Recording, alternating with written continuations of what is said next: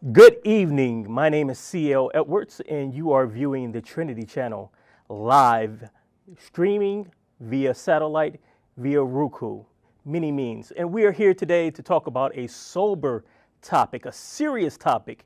As most of you already know, we've had a great tragedy that has taken place in Turkey, in Istanbul. A terrorist attack with 3 suicide bombers wearing suicide vests killed almost 50 people and injured well over 200 people. Very evil attack, and our hearts and our compassion go out to the victims. They go out to the survivors. They'll go out to those who are in the hospital, the workers, the ambulances, the doctors, everyone who's working to try to treat these people. Our prayers and our compassion go out to them. But when things like this occur, it's not enough just to broadcast that another terror attack, another jihadi attack occurred. Several of them have occurred over the last week. Multitude upon multitude of jihadi attacks have occurred over this past month of Ramadan, and we're at the end of Ramadan now. But it's for us to ask the questions, why? Why is this taking place? Because when we look to the mainstream media, we get several different voices. When we look to the leaders of the West, like the President of the United States of America, Barack Obama, we hear all different types of explanations for what is going on and why these jihadi attacks are taking place. If you listen to one group of people, they'll say, these are just isolated incidences. These are people who are off their rocker. They want to be jihadis, they want to be mujahideen, and they're crazy, but it has nothing to do with Islam. It has nothing to do with Islam. Get that out of your head. Don't say that. That's Islamophobia. But then you hear other voices who say, no, this has something to do with, it has more than just something to do with Islam. These are mujahideen. These are people who are dedicated themselves to jihad, and they've dedicated themselves to perform jihad during this month of Ramadan. And ISIS made a proclamation on the web at the beginning of Ramadan, before Ramadan began, asking their affiliates, asking those who sympathize with them to perform attacks upon the kuffar, upon those Muslims they consider to be apostate. And this is the fulfillment of those who sympathize, who give their loyalty to al-Baghdadi, the leader of IS, and they're wreaking havoc all over the globe.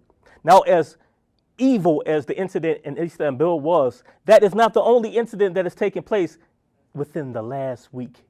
Did you hear me? Within the last week. Let me give you a few headlines. Lebanon fears more attacks after multiple suicide bombings. This just happened this week.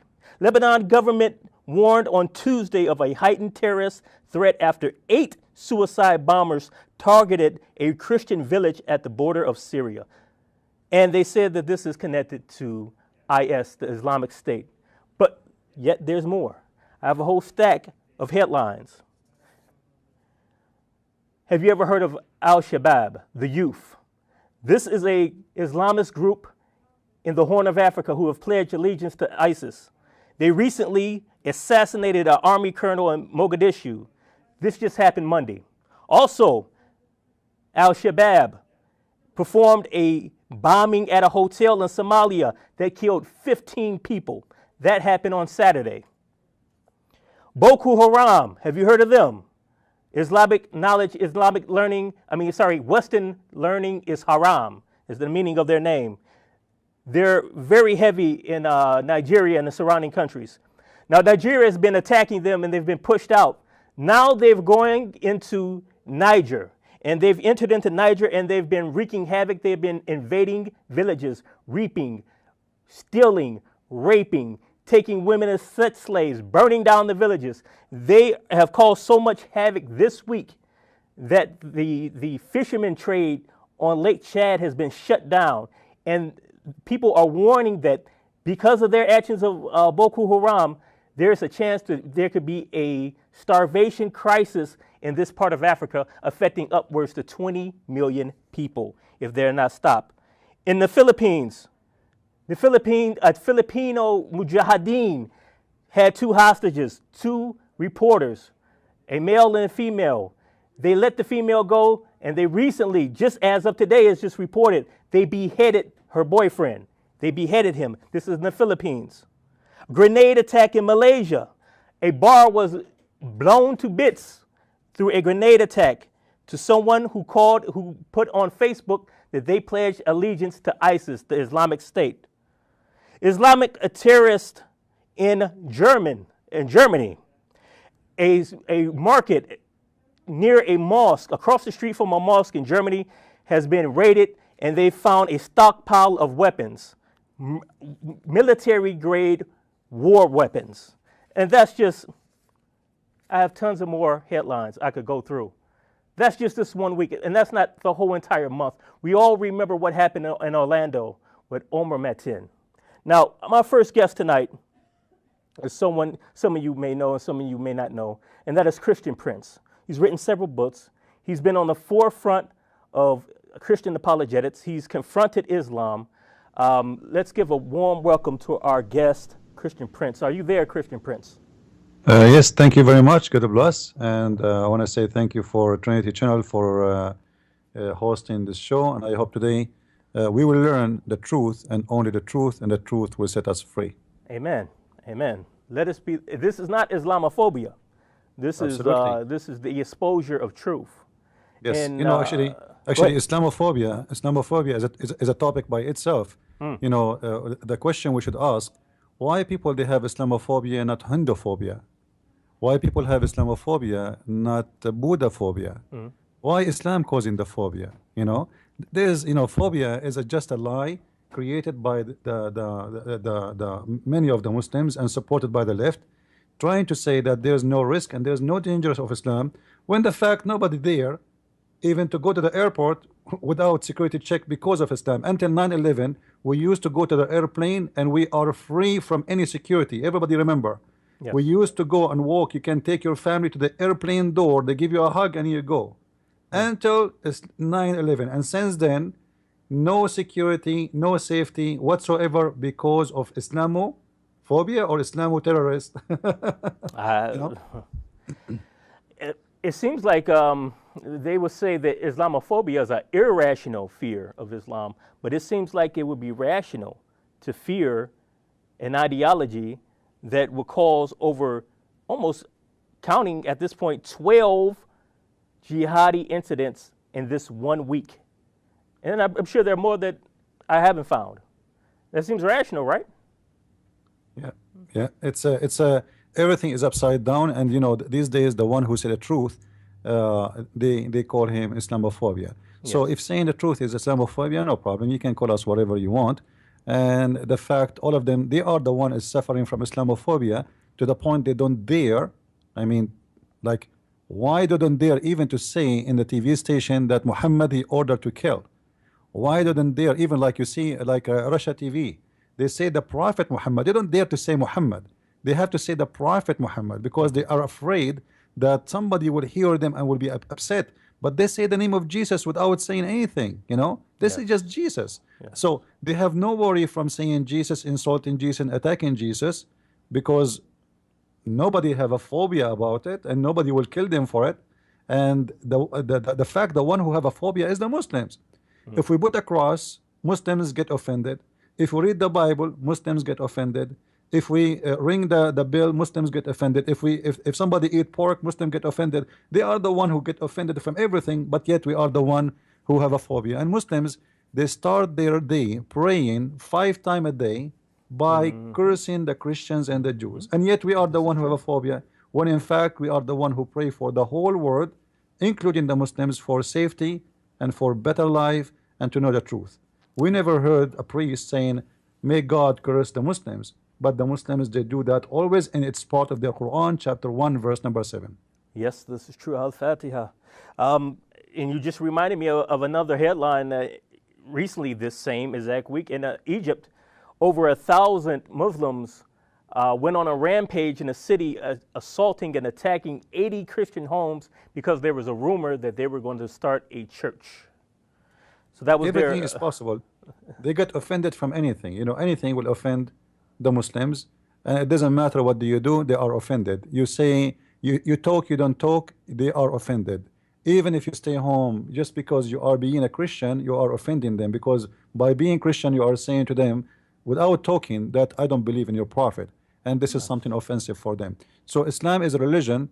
It is against any kind of tolerance, and yet everybody speak about the mercy and the beauty of Islam, and the unjust of saying all Muslims are terrorists.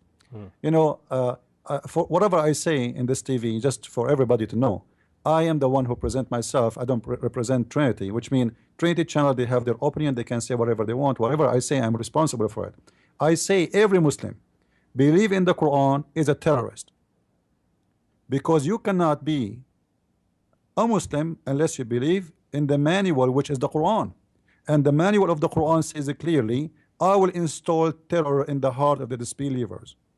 Now you will find many people, they come with many kind of interpretation falsely made just to avoid the accusation against Islam. However, they can come whatever they want, but the life of Muhammad proved that this is what Muhammad meant, and this is what Muhammad practiced, and this is what Islam is about. However, we are the one who speak Arabic. My first language is Arabic, not like those who do not know one word in Arabic, but yet they want to teach us what the Quran mean. Or even they translate the Quran when they do not know how to read Arabic, which is very funny. This is very true, what you're saying, and what you said sounds very hard to some people, especially in this day and age, where there are certain characteristics that are held up as must-haves. You must have tolerance, and you must have political correctness. You can't say anything about another group. That is a form of phobia, that's racism, that's hate, that's right-wing bigotry. But to say the truth, for me to simply read headlines from well-known news organizations, that's Islamophobia. For you to quote the Quran, that's Islamophobia. So at this point, as Christians and as people who love truth, we can no longer be afraid of people calling you a name. If you're afraid of someone calling you a name, then you have bigger problems. You have a real big problem. We have to stand boldly for the truth. I believe we have to stand boldly for the truth. Yes. Now, do we have today a Muslim with us in the show, brother? Like I heard that you guys have a guest. Is he there or not yet? He's not here yet. He will be here in 15 minutes, God willing. Right. He will be in 15 minutes. You know, you remind me of something. Once I was doing a seminar, and that was in the Philippines, and there was a minister. He is from a Canadian church. It's called Anabaptist. Yes.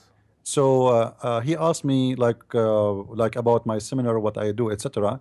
So I said I teach people about Islam, and then he said to me, I have a Muslim friend. You know, he said like he don't like what I am saying. So he said to me, you know what? I have Muslim friends. I said, you do, but they don't. He said, no, I have Muslim friends. I said, you do, but they don't. He don't understand what I'm saying. You know, he's not listening. He said, what are you talking about? I told you I have Muslim friends. I said, you do, because you're a good guy. You take them as a friend, but they don't. Muslims are not allowed to take you as a friend. Chapter 5, verse 51. And right away he says, you are the kind who divide people. I said, what divide people? When I quote the Quran, I'm dividing.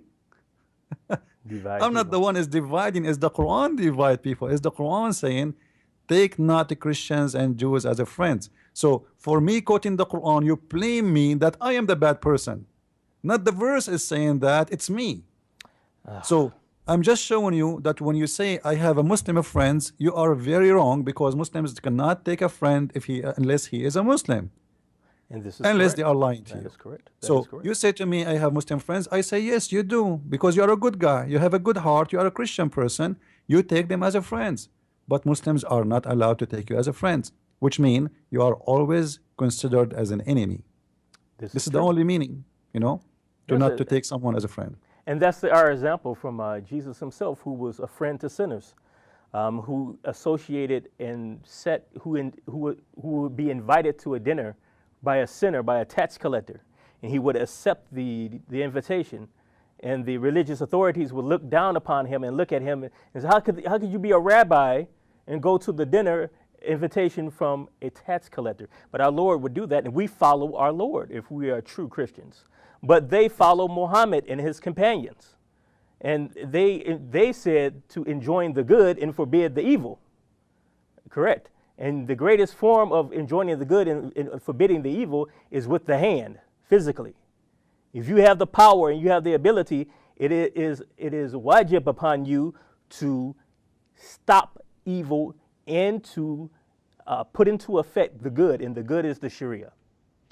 You know, the term evil and good in Islam, sadly, sometimes some Christians, they think we share the same terms. Like, you know, when a Muslim, he says Islam is against theft, as an example, they think that this is true. You know, Islam is against theft. Even the Prophet of Allah, he cut the hand of a thief, but they will not tell you that if he steal it from a protected person.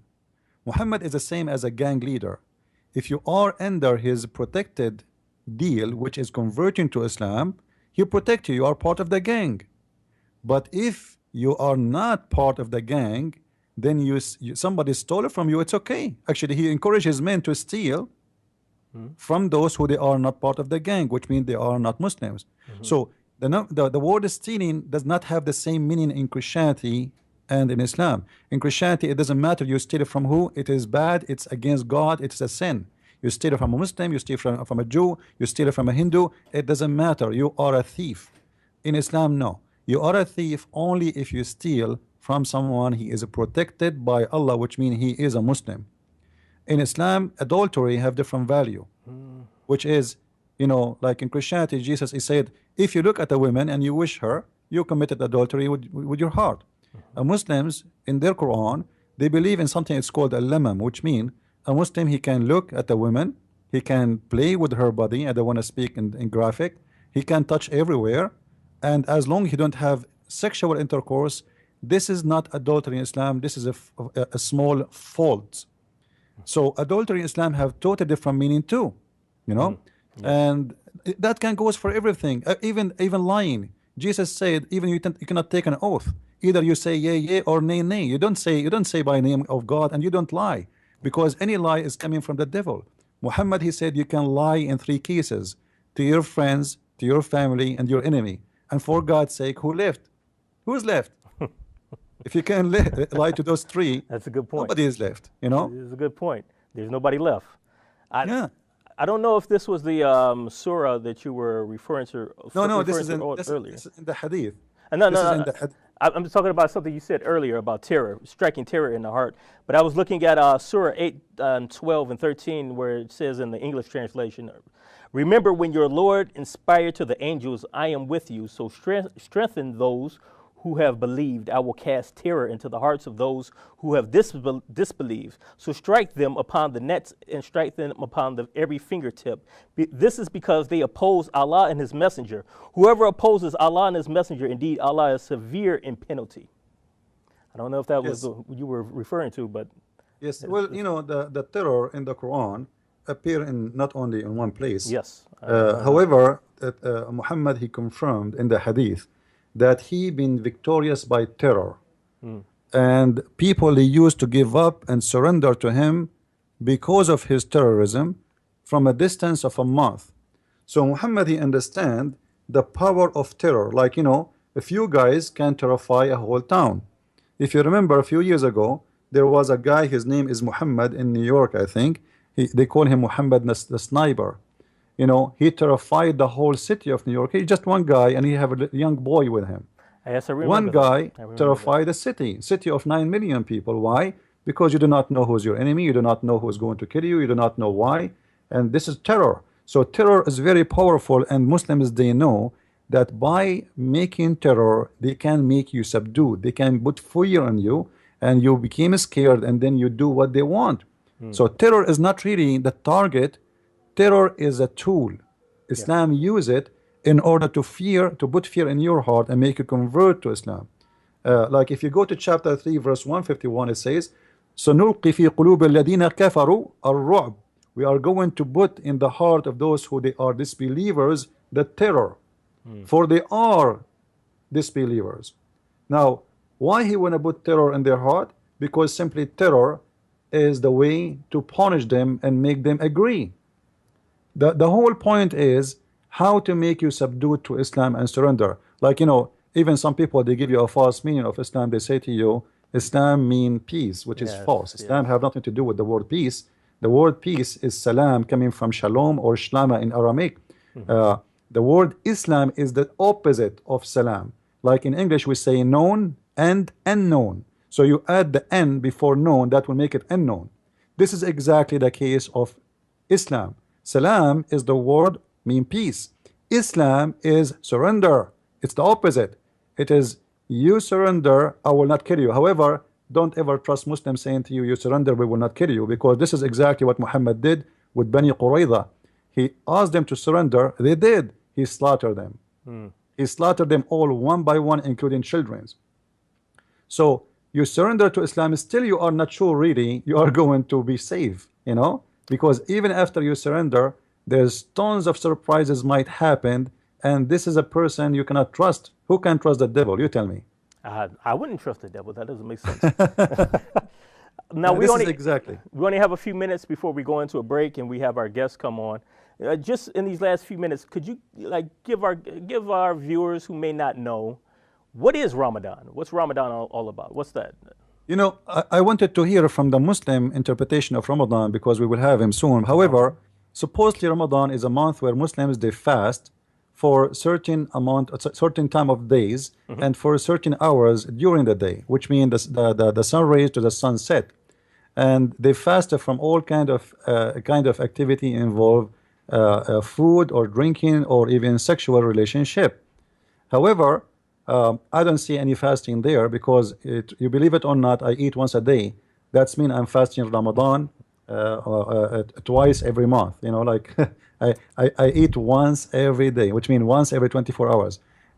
What a big deal if I fast. Like, don't you go to work, you come back, you know? What if you what the point, what the big deal if you skip your lunch? However, Muslims during the month of Ramadan, they spend their day sleeping. They don't do any activities. They spend their night up eating, and then in the morning they go to sleep, and then afternoon they wake up. It's a month where no work is done, nobody go to work, and if they go for an hour or two, and they will not. It's actually a disaster for economy in the Middle East. The whole Middle East is in drugs. Nobody doing any work. Even in the government, they close. Like in Saudi Arabia, they close the offices by 11. They take a break, and then after that until 1. And at 1 they open for a half hour, and then they go home, which means nobody doing any work.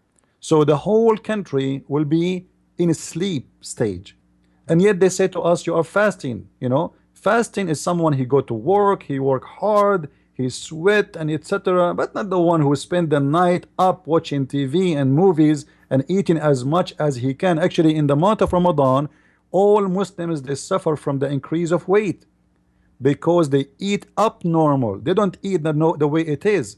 This is why the prices of food in Ramadan go skyrocketing. You know, if people are fasting, why the food go crazy? You know what I mean? If people abstain from eating, they eat less, the food price should drop, because it's about demand in the market. So if nobody is buying, like I used to buy 1 kilogram of meat, let us say, and now I buy half pound, or you know. So if my food decrease, then the price of food should decrease too. But because my food is increasing, the price of food increase, and it not only increase, it goes so crazy. So this month, it's not a month of mercy no more, because the poor guy, he suffer. The only one, I guarantee you, is fasting in the month of Ramadan is the poor man, for he cannot afford to buy the food in this month, because the price of the food goes so crazy. But the rest are not fasting at all. They spend the whole night eating the best of the fruits, the best of the meat, watching. If you see the TV in Ramadan, in the month of Ramadan, you will not believe it. Belly dancers. Where is Ramadan? Well, you know, it is the month of hypocrisy. I remember when I was a kid, once we were leaving a house of a Muslim boy. He is in my age, and then he said, wait. I said, what? He said, I have to put some salt on my lips. I said, why? He said, it's Ramadan. I said, so? He said, I don't want people to know that we were drinking tea.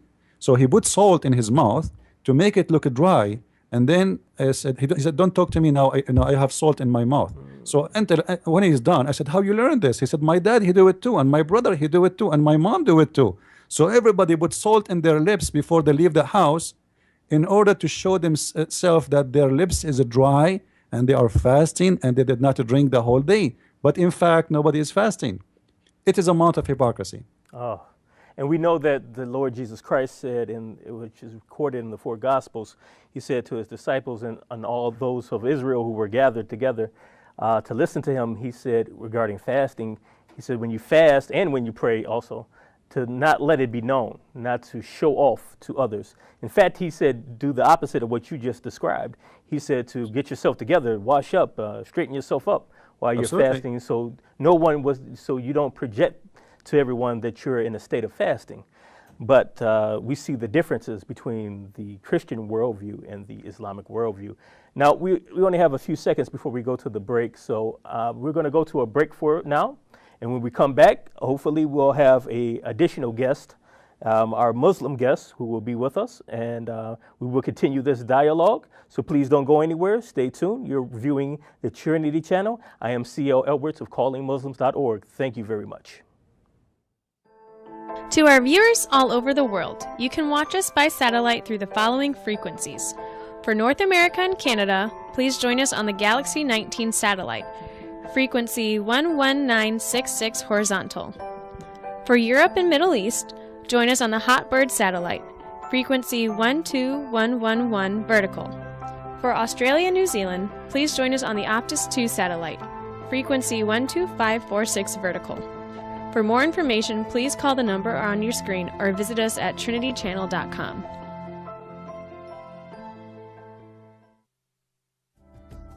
You can now watch ABN and the Trinity Channel on your iPhone and iPad.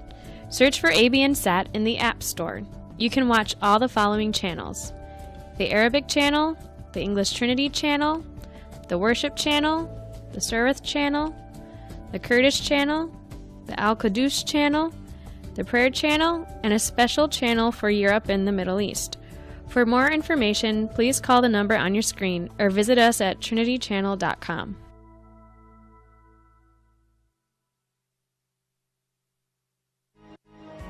To all our viewers, you can now watch our shows on the following platforms, such as Android tablets, Android boxes, Android phones, a Chromecast stick, your smart TV, or a Roku stick. For more information, please call the number on your screen or visit us at trinitychannel.com.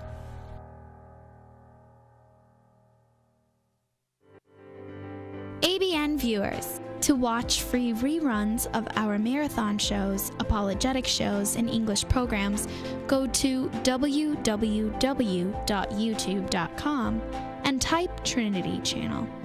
Here at ABN, we make it easier for viewers like you to watch programs. For more information, call us at 248-416-1300.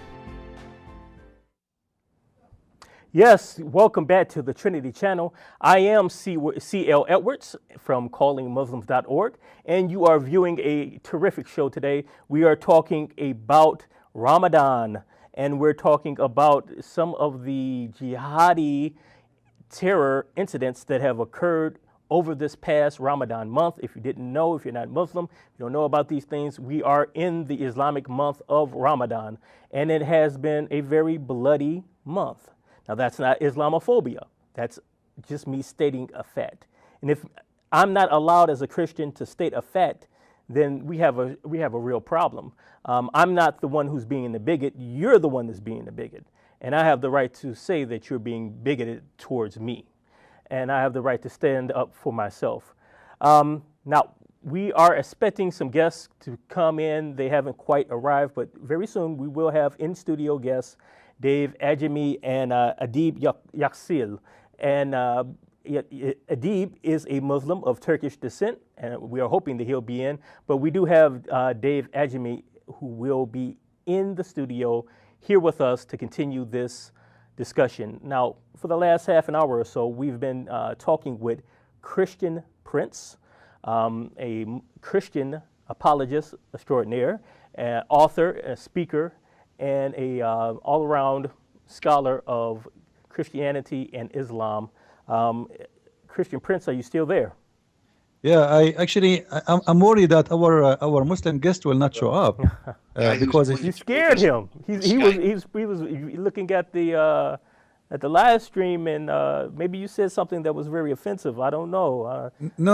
I don't think. It's not my I don't fault. think what I said. I think he did search about me because this is what Muslims do. If you remember ABN before, they offer Shabir Ali a debate with me, and then he accept, and then he send an email to ABN saying to them he is busy right now doing PhD, and since then he is doing PhD and he never finished. You know, this is the case of all Muslims. So I hope that I'm wrong, and he will show up. I hope he's listening, because it's not nice to promise us to be here. And I understand you are Muslim Quran only, and supposedly that will make it more difficult on me. Don't worry, you will be supported by Allah and His Prophet. You will win. And we are not debating anyway. We are going to have a nice conversation, and we will see what the month of Ramadan is about. So I encourage the Muslims not to fear. Like, you know, if you have God in your side, who could be against you? Yes. Right? Yes. So don't fear anyone. If Allah is a true God, for sure you will win. Now, for me, in my case, I have no fear because I believe strongly in my Lord, and I believe strongly if Lord is with me, who could be against me? Amen. So be with us and show us, and at the same time, I encourage the Muslims to be real. You know, I mean, stop being hypocrite, trying to sell out Islam to the West. I want to see a real Muslim who want to say things as it is. But it's hard to find some Muslim who will say things as it is to you. Yes. Well, well, as it was reported in the Hadith, Muhammad himself said that war is deception, and from the jihadi, from the mujahideen standpoint, they are at war with Christians and non-Muslims and the kuffar. So there's a different motivation and a different tactic. Now, I said earlier that we were going to have Dave Ajami live in the studio. I guess that has been changed. We do have Dave Ajami, but he is with us live via Skype. Now, do we have a connection with Mr. Ajami? I'm here. I got you loud and clear, and it's Ajima, but I got you. Sorry. No problem. Charge it to my head, not my heart. Here you go. There you go. Now, we have been discussing Ramadan. We've been discussing what's been going on for the previous month. I read off headlines from the previous week of all types of incidents that have taken place. People who are claiming that they are mujahideen, that they are fighting in the name of Islam, and they have attacked people. Recently, we just saw a very grave tragedy that took place in Turkey, and our prayers are with the victims and those who are injured and those who are having to deal with that. We don't wish death or destruction upon anyone. Our prayers are for them, but a recent ISIS-related attack, according to government officials, they're saying that this most likely took place or was orchestrated by ISIS in Istanbul. Can you give us your standpoint, your reaction to this recent attack and the whole idea of Islamic Jihad in principle? Who are you asking that to? I'm asking it to you. Okay. Yes, sir. Well, first of all, I'm surprised that Turkey is basically buying oil from ISIS in the background and supporting ISIS for jihad by doing that. But I think they just got a wake-up call that ISIS is attacks anybody they want to attack. But I think it's important for people out there that are listening in the United States to know what Ramadan really is. And that's really supposed to be the Holy of Holies, if you will, where they get together and they basically fast from sunrise to sunset. But just before sunset, they usually get up early in the morning, eat a big breakfast, and then they abstain from drinking, eating, smoking, and sex between dawn and sunset. Okay. And then after sunset, then they go ahead and eat and feast again. So it's not really a fast like we think of that Jesus went through when he was in the desert. And another thing I think people need to know is during Ramadan, for example, there's hundreds of thousands of sheep that are sent to Saudi Arabia during Ramadan for slaughter from both New Zealand and Australia. And that what they slaughter, they kill, it's not an atonement for their sin. Like we believe as Christians that Jesus died once and for all, and all those Old Testament ideas of slaughtering an animal and putting your hand on their head. It was just an image of what Christ was going to be in the future. So we don't believe as Christians anymore that you have to slaughter any animal, because it just pointed to Jesus Christ as the ultimate sacrifice for our sin. But when they do kill all those animals, they're supposed to give 1/3 they eat, 1/3 they give to friends, and 1/3 they're supposed to donate to the poor. Well, obviously, when you slaughter that many animals, hundreds of thousands of them, the meat rots and it really doesn't go to the poor.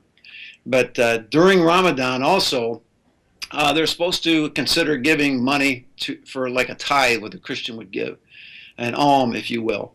And that's 2.5% of their income. However, 7.5% of the 2.5% goes to jihad. And if they are in war, which they would say they are with the infidels at the present time, all of the 2.5% can go to jihad. I think people have to understand that, looking into the future, that they're really taking money for jihad. And the other thing I think you have to understand, that the worst times possible for terrorism is going to be the last 10 days of Ramadan, because that's the point where they all sit down and they pray to their God, and they're hoping for an encounter with the same angel that Muhammad had, supposedly. And if they get that encounter, they know they're going to heaven. If they don't get that encounter, then they're not sure they're going to go to heaven, because their way of going to heaven is only two ways. One, they have to earn their way. They must say there's no God but Allah. They have to pray 5 times a day. They have to give alms, like I just said. They have to fast during Ramadan. They have to make a pilgrimage to Mecca. Or they have to do jihad. Now, when they're waiting for this angel to speak to them in that last 10 days and they don't get that answer, that's when they're going to say, well, I guess I'm not going to go to heaven, or I'm not sure, if Allah's not in a good mood, I guess the best thing I can do is do jihad, because then I'm sure I'm going to go to heaven. And I would like to say to the Christians out there, that's probably the best time that Christians need to be on their knees and praying for the Muslims, because they're open to visions and dreams. Unfortunately, they're not going to get the visions and dreams from their God, their anticipated God. We hope that they get a vision or dream from Jesus Christ and the Holy Spirit. Amen. Amen. Thank you very much. Now, we do have a Skype connection with our third guest who is with us today, Mr. Edip Yüksel. I don't know if I pronounced your name correctly, but you can come on and correct me if I'm wrong. Are you there, Edip? Yeah, I am there. I'm trying to record it too. I don't know whether the quality of recording would be better than yours. Okay. Hi, the gentleman who is talking, I didn't get his name. My name is Edip, E-D-I-P. Last name Yüksel, Y-U-X-Y-U-K-S-E-L. It means author excel, Edip Yüksel. Okay. And the gentleman's name? That would be Dave Ejima. I wish that you put his name there. Anyway, okay. We also have another guest on here, Christian Prince. Okay, Christine, and I didn't get his name again. I don't know how. Can you spell it for me? Dave, as like the prophet David. Dave. Dave. Oh, okay. Dave. Okay. Hi, Dave. Let me start with this. Today's Sunnis and Shiites are the #1 enemies of Prophet Muhammad and his message, and also the enemies, of course, of Jesus and Moses. Their message was monotheism. Their message was peace and justice, and also rejecting the traditions, superstitions of their ancestors. Now, as today's Christians has nothing to do with Jesus. Like the Christians who bombed Iraq, killed 1 million people, hundreds of thousands of children and women killed by those, they are not Christians. Or those killed who showered bombs, napalm bombs on Vietnam, they are not Christians. Or Moses has nothing to do with those Jews who went 2 years ago to Gaza and killed 2,000 people, claiming that there were peanut-sized rockets coming, and killed no one except 2 soldiers where they were killing the Palestinians, and 500 children they killed. They have nothing to do with Moses. Or the Christians who burned the witches. they have nothing to do with Jesus. Or Christians who burned Tyndale, the first translator of the Bible. They have nothing to do with the same with Jesus. So, Or so those what I'm getting from you let is me finish. Let me finish. Or those who are making billions of dollars from military weapons, production of it, and selling around the world and creating wars in order to sell more. They have nothing to do with. There are tens of millions of people in the United States alone making big money out of these weapons that these terrorists are using. However, when I look at the word terror, what is the terror? Like in just last 20 years or 15 years or last century, Christians killed 666 times more than Muslims killed. Just look at the two world wars, Christian wars, just recent wars, Christians. Let me ask you a question, because you've said a lot of things. Let me ask you a question. Now, you just said that Christians killed more than Muslims over the last 100 years, but at the same time, you said that those people who did those bombings in Iraq and those people who did bombings in Vietnam and different places, they weren't Christians. So I'm confused at that point. Could you clarify? You're saying that Christians have killed more people over the last 100 years, but in the beginning of your monologue, you said that those people were not Christians. The newborn Christian president of the United States, which supported the newborn. Do you hear me? Yes, I hear you. The newborn Christian president of the United States, Bush, and his Christian supporters who prayed for him, voted for him. He made up lies. Voted for him too. He invaded Iraq. He killed 1 million Iraqis, according to Doctors Without Borders. A question for you Christians. Did you condemn them as one of the biggest terror acts in history? Did you condemn? Or did you condemn 2 years ago when 500 children, Palestinian kids, were killed by Nazis, by Nazi sympathizers? So what I'm getting from you is that you condemn that. I am asking you the honesty. I'm an honest person. I receive death threats from ISIS because I tell the truth to Muslims. I tell the truth to Christians too, but you don't have the courage, the honesty to criticize your crimes. Okay, I don't have any crimes. But let me ask you, you said that, so what I'm getting from you, from what you said, is obviously you do not consider ISIS or ISIS supporters or ISIS sympathizers or the people who are claiming to be mujahideen who have done over 12 terrorist acts this past week. You do not, it would be safe to say that you do not consider them to be real Muslims. Oh, like you are not a Christian either. You are Christian. You are not following Jesus either, because Jesus. I'm not following Jesus. Are you? No, you are not. How do you know I'm not following Jesus? You are fake like your ancestors were, because you are following the teaching of Saint Paul, who is a hypocrite. Well, actually, my ancestors were African and they were enslaved by Muslims. What did you say? My ancestors were Africans and they were enslaved by Muslims. Okay, let me tell you. Here is slavery in the New Testament. In the Old Testament, there are numerous verses. But did you just hear what I just said?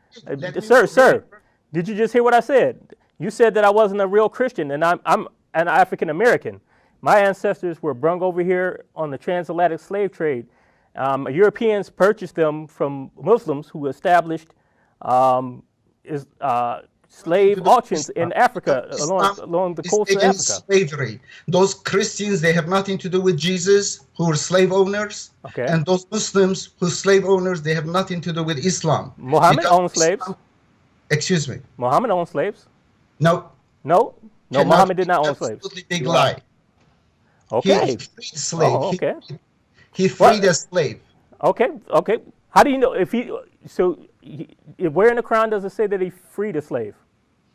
Okay. Now, do you want me to talk a little bit about slavery? No, I want you to answer my questions. Okay. Here is the Quran says slavery is the biggest sin, is the unforgivable sin. Okay. Because slavery is shirk, polytheism. If someone enslaves another human, becomes his lord.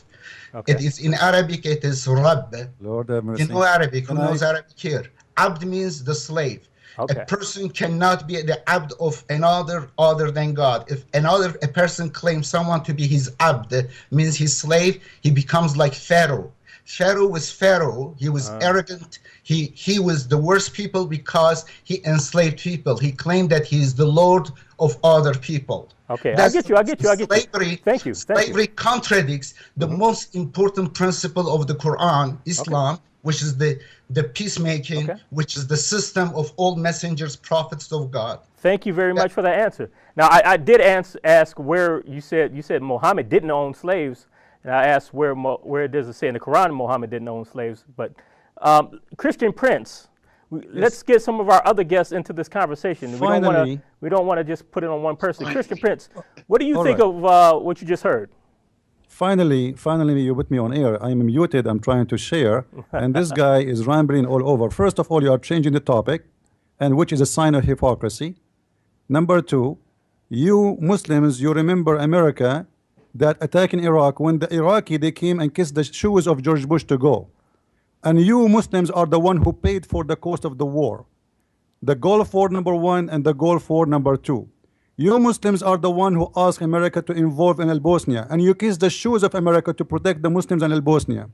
You Muslims are the one who's asking the America right now to stay in Iraq after Obama he asked to withdraw.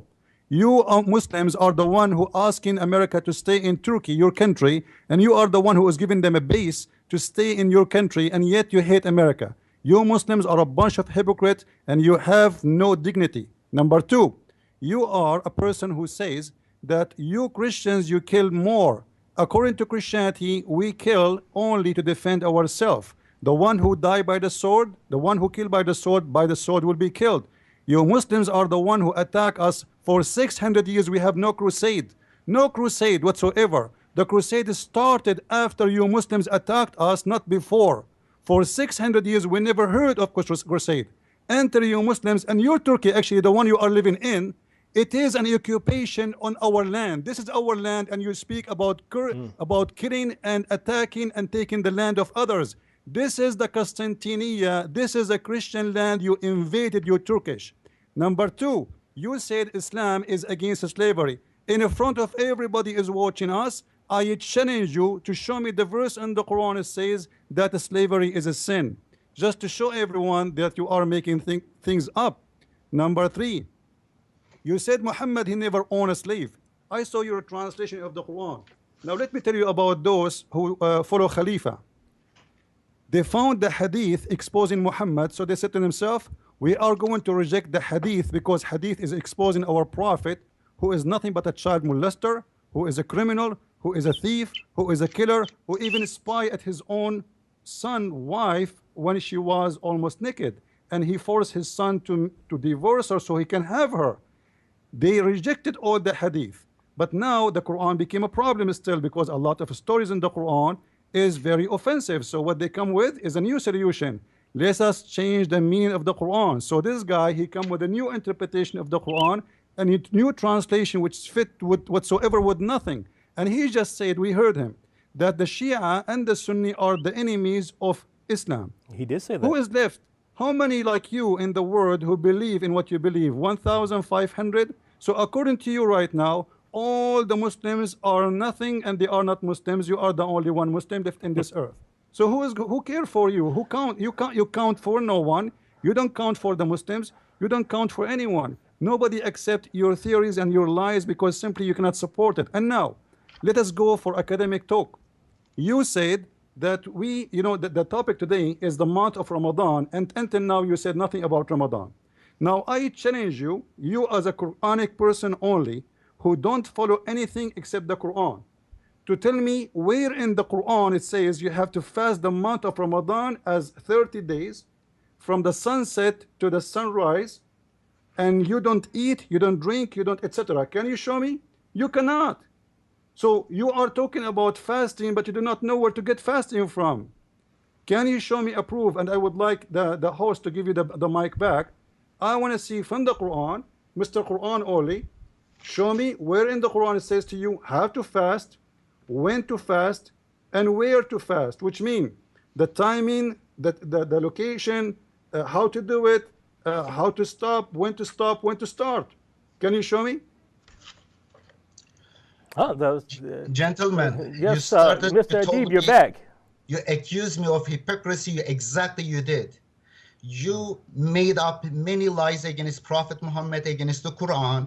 You put them just like bullets, boom, boom, boom, boom, boom, all the lies, all the distortions. And then you end up about fasting. You want me to talk about fasting. No, I will not talk about that. It is not an issue. Don't fast. Not important. Sure. The title of the show is Ramadan. I am going to expose your hypocrisy and your lies. Here it is. You said in the Quran you don't have a verse, correct, about the slavery, against slavery. Okay, let me give you the first numbers. 379. A prophet cannot make people servant to him. 379. Chapter 3, verse 79.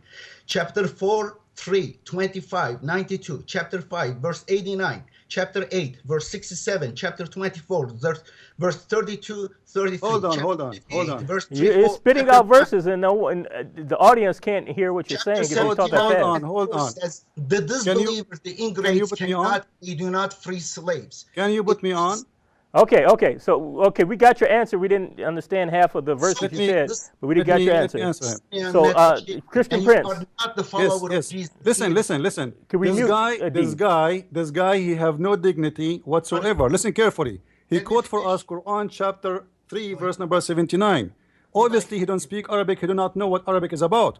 This one, it says, those who say ما كان لبشر أن يؤتيه الله الكتاب والحكم والنبوة ثم يقول للناس كونوا عبادا لي. There's no for a prophet to say be my slaves and worship me. This is not about owning slaves. You are a very funny Muslim. Read it carefully. It says, and even in your translation it says that. You see how hypocrite you are? Don't be a servant slave to me to worship me. Don't be a Muslim cannot worship Muhammad. Listen. Ibad, the word ibad in Arabic, it's mean worshiping. It's coming from slaves, yes, but to be my servant worshipper, not to be my slave. And to show you that you are making things up, all the list of the verses you mentioned have nothing to do with what we are talking about. If we go right now to the Quran and we search for وَمَا مَلَكَتْ أَيْمَانَكُمْ. Now I know you will say to us that مَلَكَتْ أَيْمَانَكُمْ does not mean own a slave. The Quran says in different verses, if you could not fast, you have to free a slave. So how you can free a slave if you don't own a slave? That would be very funny and very naive of you to say. مَا مَلَكَتْ أَيْمَانَكُمْ. Listen, just wait. It says in the Quran, it's forbidden for you to have sexual relationship with married women except those who you own, which means even they are married, you can have sex with them. I heard you speaking last week with Jay Smith. You said those are women, you have a contract with them. What do you mean contract? Are you saying in Islam you can have a contract with married women? Can you have sex with her? Contract. Are you saying in Islam you can have a contract with married women, and she is married and you have sex with her based on a contract? That would be the most dummy funny answer ever I heard in my life. The Quran is so clear, all the Muslims can go and read all interpretation around the earth by Muslims, not by Christians. It says it clearly, forbidden for you, the word muhassanat. Obviously you don't speak Arabic. By the way, you claim that you speak Arabic better than Arab. I challenge you to read for me the verse you just quote for me in Arabic, just to show everybody that you do not know Arabic, and yet you claim that you are translating the Quran. How someone cannot read Arabic? I can teach you Arabic. He translates the Quran. That is impossible. Okay, so let's get a reaction. Especially, we don't want to be all over the place. We want to keep it a little restrained. You cited verse Surah 379. You said that would be a surah. And an ayat that would say that the Quran forbids slavery, but we just heard the response of Christian Prince. What is your reply to that regarding Surah 379? How exactly does that forbid slavery? Is it my turn? Yes, I'm speaking to you. First answer, how he asked question. First of all, he's very abusive. And if he continues these abusive insults, I am going to leave these things. Well, we don't want you to leave, but you have been kind of abusive also. Cut me too. I'm not cutting him. Now, two of you are cutting me. That's not the right way. If I invite you, I will treat you equally. I will give you words, and I will not cut you before that person. I will give you equal length. Here is gentlemen. Thank you very much. How a person who is fasting can be asked to free a slave. Here it is. The slaves of other people. They were Christians and Jews and pagans. Muslims had had agreements with them, peace agreements. They could not force them to free the slaves, but Muslims were buying slaves and buying their freedom. That's exactly, this is it. It's unique. And here it is. Let me answer. I give you in this book, I have all the verse numbers. Here, I know that you will make noise and it will not go anywhere. But I ask the readers, go channel19.org website. Over there, this is a PDF free available. Go check it. I give you all the things. In fact, slavery came from Christianity, from Judaism. Stoning to death, borrowed from you, has nothing to do with Quran, or killing apostate, again for you. I have lists of verses from the Old and New Testament, and it is a shame that you are like Sunnis that you are criticizing. You are no different. When you have power, you will be like them, and you were in the past. The reason you don't do right now, you have a proxy killers for you. Proxy killers are the governments. All right. Okay, Listen, thank you. let Okay, me have thank you him, very please. much. But we do have a caller. We do have a caller who has been sitting on hold for a very long time, and we don't want to make our callers sit on hold. We like having callers. We like having dialogue with the audience. So we have a caller, Edmund, who would like to maybe ask one of you a question. Do we have Edmund on the line? Do we have Edmund on the line? Nope, he's gone. Sorry about that. Unfortunately, we couldn't get to you, Edmund. As you can see, we're having a very lively dialogue. But Edib, he says he has all the answers in his book. Let me answer, please. Yes, go ahead, Christian Prince. You got the Listen, floor. I want this guy, he claimed to speak Arabic, to read for us chapter 2, verse 178. To show everybody that you do not know Arabic, you have nothing to do with Arabic, and you can try your best to read it for us. And you will see the answer of all the claims you said. And by the way, you are saying we are the one attacked you. When the host gave you the microphone, you called us killers, you called us thieves, you call us corrupt, you call us criminals, you call us all kinds of names. And when we respond to you, you cry, and you are going to close the door and leave like a child. That is not an act of an adult. Be a man and stay there and answer me. And let Allah be with you. He will help you. In chapter 2, verse 178, it says, all those who you believe. You can read your translation, by the way. Huh? Read your translation. Come with your fabrication. Let me read the Arabic. Prove you sure, that go ahead. Go ahead. That you are making up all the time. Even right now in front of me, you made up a lie about me. Go ahead.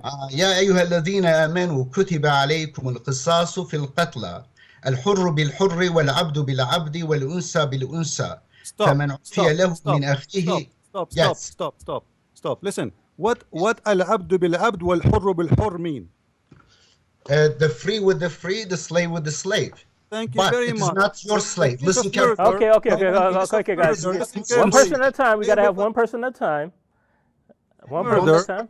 If a Muslim, he kill a free man, the free man will be killed. In the case of a slave, if a Muslim, he kill a slave, his slave will be killed. This is the madness of this religion. They got the law of Moses wrong. Eye for an eye. It doesn't work this way. So in this case here, it says if a free man kill a free man will be killed. But if a free man kill a slave, his slave will be killed. So how you say to us, Islam is against slavery, and Islam making a rule differentiate between a free and slave even in the case of murder.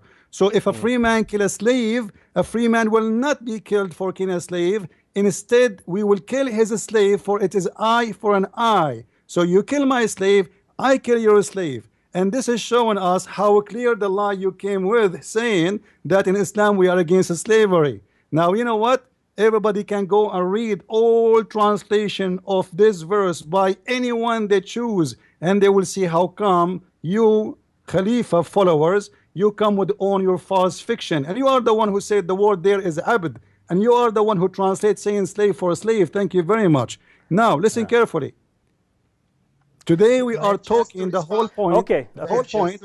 Okay. The whole point. Christian Prince, can I just interrupt you one quick second? We have to go to a break for one moment, and we can come back and we can get some answers, and we can ask some more questions to have some more dialogue.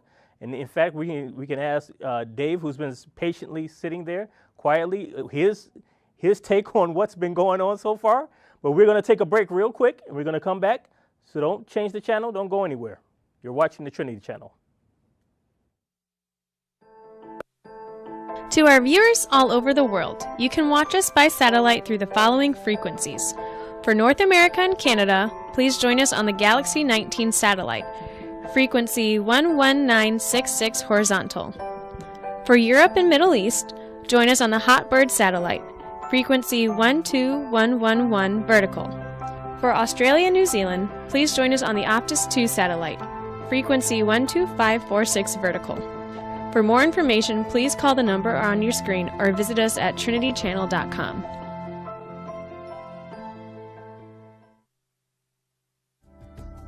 You can now watch ABN in the Trinity Channel on your iPhone and iPad.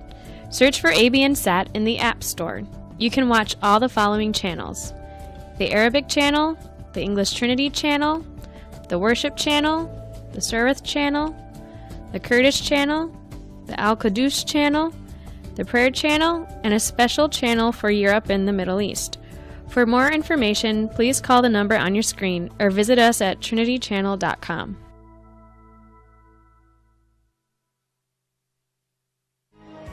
To all our viewers, you can now watch our shows on the following platforms, such as Android tablets, Android boxes, Android phones, a Chromecast stick, your smart TV, or a Roku stick. For more information, please call the number on your screen or visit us at trinitychannel.com.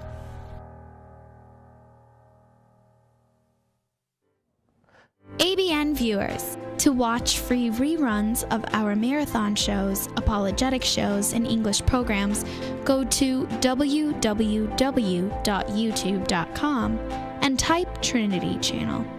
Here at ABN, we make it easier for viewers like you to watch programs. For more information, call us at 248-416-1300. And yes, this is C.L. Edwards, and we are back again. You're viewing the Trinity Channel, C.L. Edwards of CallingMuslims.org, and we have a very lively conversation going on today. We have several guests with us: Dave Ajema, we have Edip Yüksel, a Muslim of Turkish descent, we have Christian Prince, and the show topic today is Ramadan and human blood sacrifices during Ramadan. Now, before we get back into our conversation, we do have a caller, and we do want to make priority for our callers. So do we have the caller online now? Yes, caller. I am on the line. Yes, caller, you may speak and ask your question or make your statement. Yeah, this is Edmund. Yes, Edmund, how are you doing? Good, good, good. My question to the Muslim follower, is this is Ramadan now, and Muhammad, he killed Asma bin Marwan. She had 3 kids. He killed her in Ramadan. He killed another lady. They call her Urfa. Fi Ramadan, in Ramadan, he killed her. He got Sophia. He killed all his village plus her parents, and he got sex with her same night. He got married from Zainab bin Jahsh. I think his son wife, and I want to know, and he got married from Aisha, is 9 years old. I want to know, he's a prophet or he's a double? Okay, that's and your in question.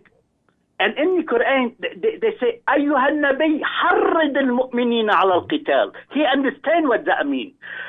And في آية تانية بيقول فيها القرآن: وأعدوا لهم ما استطعتم من قوة ورباط الخير ترهبون عدو الله وعدوه. ترهبون, that means it's a violence, it's a terrorist. Okay. I want to know, he's a prophet or he's a double? And thank you. Thank you very much for calling in. Now, I think I know what Edip's answer is going to be, since he rejects the Sunnah and the Sunni position, but let's hear it directly from him. Adib, did you get to hear the caller's statement in question? Yeah. First of all, the verse about, do you hear me? Yes, I hear you. The verse about fasting, again, that distorted. It was a multicultural, multinational, democratically elected leader. Muhammad was in Medina, and Jews and Christians and pagans, like believers, they were free in their affairs. They were following their own system. Therefore, they had slaves, and therefore Muslims were supposed to go free the slaves. That is, and interestingly, you have verses over verses about promoting slavery in the Bible. And here but the question wasn't about the Bible. The question wasn't about the Bible. Thank you for your answer, though. Fear of God, submit yourself to your masters, not only to those who are good and considerate, but also who are harsh. Okay. All right. Thank you very much. But let's hear from Dave Ejima. He's been quiet for a long time. You've gotten to hear the dialogue. You've gotten to hear our Muslim guest who has been here. What say you to all of this that's been going on? Well, the Bible says where there are many words, there is sin. And I heard a lot of that coming from the Muslim here from Turkey. But let's get to the heart of the matter. We're talking about Ramadan. So what is this time? This was the time Muhammad went from Mecca to Medina. It was the time Muhammad had his enlightenment in the cave. It was the time, the actual time that Muhammad thought about killing himself 3 times, but his wife said, don't do that because you're really hearing from God. And in the olden days, they were supposed to stop war between each other during Ramadan, but that didn't work very well because they kept fighting. So basically, that is a little bit of historical background. Yes. And what is going on now?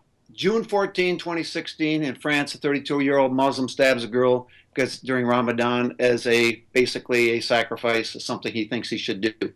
Jihadists have left Syria for Europe to shed blood. A Somalian immigrant shot by a SWAT team in Texas at a Walmart. So far, 532 people killed during Ramadan. Turkish airport has just been bombed, and the Turks are buying oil from ISIS, which is funding the very thing that's bombing them. So the link between Ramadan and extreme violence in Islam has occurred in antiquity. And it just, when Muslims complain about violence, for example, to Muhammad about fighting during Ramadan, Muhammad had a new revelation in 2:17, which states, it was those committing the attacks that were the true victims, because non-Muslims, by their sheer presence, were denying Muslims the ability to follow their religion.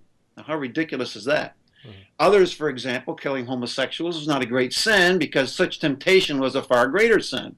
The Quran 3:110, Muslims must do right and forbid evil, and since we're not Muslims, we're evil, I guess it's okay to kill us. And what did the U.S. government just do? It warned citizens of increased attacks during Ramadan. Abu Muhammad al-Adani said, jihadists, get prepared. Be ready to make it a month of calamity everywhere for non-Muslims. So we're an equivalent of a blood sacrifice during Ramadan for these radicals. And I'd like to say one more thing. Yes. That he's exactly wrong. Islam has been the biggest killing machine in the history of the world. They don't even have accurate numbers, total accurate numbers, but somewhere between 270 million and 560 million people had been killed by Islam. And what was their sin? They weren't believers in Islam, therefore they died. And as far as slave, that's a whole different issue. Then I'd have to ask them, what are the Himmis? What's the Jiza? You can go into this. This man's way off base. Yes, truly tragic. But we do have a caller, and like I said, we do want to give priority to callers. Now, do we have our second caller of the night up online? 3, 4 people. Do we have another caller? 4 against 1. I guess we don't have our caller up yet. Hello. We do have our caller. Are you there? 1, 2. Yes, I'm here. What is your name? My name is Kishore. Sure. What is your question or comment tonight? My comment is the other person is still talking. I don't know. No, you're free to talk. Go ahead. Okay. Christian Prince, you're rock. The way you are researching the things, and it is really great. You are analyzing the things and all. The Muslim person who is doing this, he's not able to pull a single word from the Quran regarding the Ramadan. Could you explain where is the Ramadan thing, what Christian Prince asked? Okay.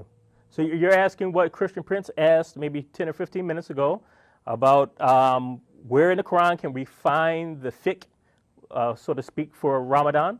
How do we know when to fast, how long to fast, what fasting involves, when, and all the questions regarding fasting. Edib, do you want to answer that question about where do we find the methodology of fasting in the Quran? Boy, you are good in playing your game. You are No four games, people. no games. Listen, No four games. people, Hands four up, no people, games. 1, 2, 3, and the other 4 people, and then you threw all the lies and insults and using all Sunni fabrications freely. And then you want me to talk about Ramadan. No, you insulted Prophet Muhammad. You said he killed Bani Qurayza people. It is the biggest lie. It is, look at this. Here it is. It is in how many 100 years later, 145 leaders in Ibn Ishaq. He died 151 years after Prophet Muhammad. He came up with the story of Bani Qurayza massacre, which is supposedly hundreds of Jewish people were massacred. This doesn't exist in the Quran. If there was an event like this, Quran refers to many events. But the studies shows, I have a journal article on 19.org, just research the homepage, the first page, Qurayza, Q, and then you will find out this is an old mythology story, Jewish story, to the numbers and details, and they are exactly using the same old story, the pre-Islamic story, not pre-Islamic, pre-Muhammad story, and then accusing Muhammad of doing this. And then this gentleman, you say, killed his wives and son. These are big lies, but what you do, you pick and choose among those books. According to those books, Muhammad split the money into half of it fell to Ali's backyard. These kind of silly, stupid books, but it is in your interest in order to project your own crimes. I hear you. Project But your we own didn't. crimes. But Christians didn't invent those stories. Those stories are in Islamic history It's not books. Islamic. They're in These are Islamic enemies of hadith Muhammad. As you are the enemy of Jesus because you fabricate many lies against Jesus. Jesus never claimed to be Lord God. Jesus never did. promoted slavery. But Saint Paul promoted slavery. Jesus never asked for money for teaching, preaching. But you do. You make religion as your business. Jesus never let me answer supported this, warmongers, but you support warmongers. Okay. You support all Okay. We will let Christian Prince. I'll let you answer that. Yeah, in just we one have, second. you know, Just one second. obviously- 1 second. Christian Prince, just 1 second. We're coming to the end of our time with Dave and Edib. Unfortunately, they're going to have to go. Well, Christian Prince is going to remain, and I'm going to ask. We're going to let Christian Prince reply to some of the last things that Edib just said. That the things that are in the hadith are fabrications. That we shouldn't be bringing them up. Another curious thing he said. I don't know if you heard Christian Prince. He said that Muhammad was a democratically elected leader of Medina. That was very interesting. I never heard that before. So let's say goodbye to our guests. We're glad you guys were on here. God bless you. God bless both of you. May the light of Christ be upon both of you. We're glad for your input and your knowledge and your wisdom. In a few minutes, we're going to have you guys go off yet. But Christian Prince. Yes. Yes, sir. Listen carefully for what this gentleman said. We keep asking him, can you show us where we can find the Quran, the rules of the Ramadan? He cannot find it. He cannot bring it to us. And I'm really upset that he is leaving, because that is showing us that he's trying to run away from answering. Until now, the whole program is about Ramadan, but yet he did not answer us. He's a Quran only guy. When I gave him a verse from the Quran, he said about the slave for the slave and women for women and etc. and free for free. He said at that time there was a Jewish in the city there, and this is multicultural, and Muhammad was elected. Where do you get this from? Is that from the history books or from the Quran? The Quran never says such a thing. So he is a fabricator. He do not know how to answer. Let me show you how hypocrite he is. I hope he will call back and he will be a man and he will call. He will continue. You can make it. Come on, call back and stay in the program. I want you to stay. Look, I gave him verse number 2, chapter number 2, verse 178. He said, this is not for the Muslims. This is he was elected leader, and he was judging between the Jews and the Christians. What a big fat lie what you came with. The first thing in the Quran, the verse, it says, Ya ayyuhalladina amanu, all those who you believe. You've been forced to follow this. This is a law for the Muslims, not for the Christians and the Jews. I thought the Christian and the Jews are kuffar. They are misleaded, they are deceived, and he kept saying that to us. But the verse saying it clearly, oh who you believe, oh who you believe. Are you deaf? Are you blind? What's wrong with you? The verse stated clearly that this is an order for the Muslims. Number 2, when you speak about that we Muslims, we have a lot of fabrication in our books, is that an insult to us or to you? How we can trust that you are not just another fabricator as all the Muslims before you? Listen carefully, Christians, what this guy is saying. All Muslim books and the history of Islam is a fabrication. This is what he's saying. Now he make a new book, and that will make him simply, he is the one to be trusted. As you are saying to us, we have 1 billion ant, all of them, they are a bunch of liars, and I am the only ant is truthful. That will be the joke of the year. Additional to that, where you get your resource from? If we go to the Quran, just to show everybody, I'm happy that brother Dave, he have patience. I hope I'm not because I know he like to share with us. You know, if you go in the Quran, chapter 19, verse number 26, this is a chapter of Mary or Maryam. You will see the Quran is speaking about fasting from talking. Fasting from talking. Where in the Quran is speaking about fasting from eating? Which means if this guy do not go by anything except the Quran. I would have loved him. I would have loved for him to give an answer to that, but he didn't. He wanted to attack Christians, and I hope he doesn't accuse us of insulting and attacking him, because in reality he began his talk with insulting Christians and insulting me directly. But we do still have Dave here. You still have Dave Ejima here, and before he leaves, let's get one more word from him. Just let him say one more thing. Dave, you heard Idip's reply before he left. He's gone now. What were your thoughts on that? Well, he's a liar and a deceiver, and he doesn't even know his own religion. A good Muslim is supposed to basically do what the Quran says and do what basically Muhammad did and said in the Hadith and the Sirah. And he's saying he doesn't want to do that, so I guess he's not a good Muslim. But I really want to get to the point of the fact that if we're going to talk about the blood sacrifice in Ramadan, this is a dangerous time. This is where the Muslims, when they don't hear from that angel that spoke to Muhammad, they think the only way they can go to heaven is through jihad. And remember what I said at the beginning of the program. They have got to give 2.5% of their wealth as like a tithe, which a Christian would do, but 7.5% of that has to go to jihad. But if they're in war, like they are now, they can give all of their 2.5% to jihad. Folks, we are at war with Islam today. Islam is at war with the world until they get their worldwide caliphate and their worldwide government, and Sharia law is the law of the land. That's what they're trying to do in the United States. That's what they're trying to do in England and France and Germany. And it's not working. They're having major problems. Folks, beware during these last 10 days of Ramadan. More is going to happen. Thank you.